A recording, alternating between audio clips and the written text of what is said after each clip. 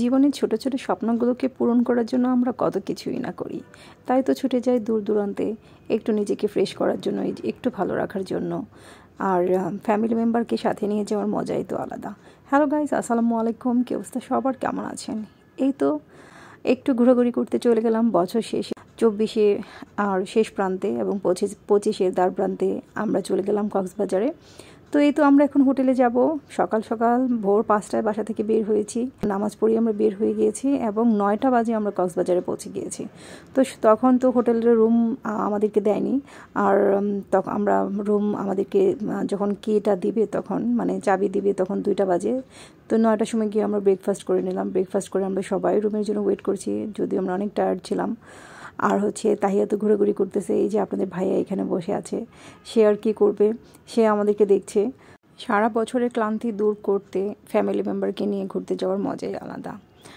এই তো আমরা চলে আসছি হোটেল কক্স টুডেতে। এখানে আমাদের রুম বুকিং করা ছিল আগে থেকেই, শুধু আমরা রুম পাবো এখন।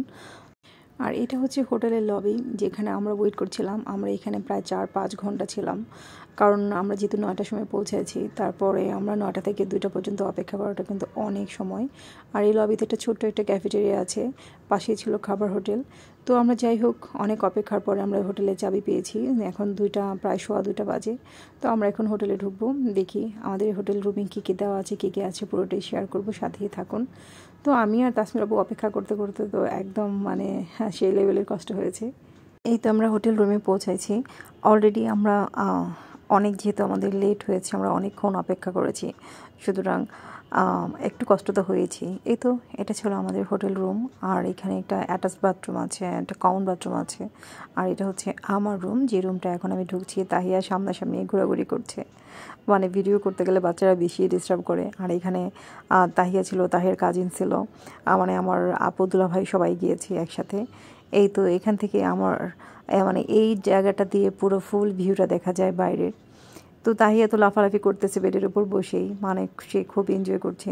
তো এইখানে এই হোটেল রুমগুলোতে 5 স্টারে আই থিঙ্ক এখন সব রুমই, হোটেল রুমেই সব কিছু দেওয়া থাকে।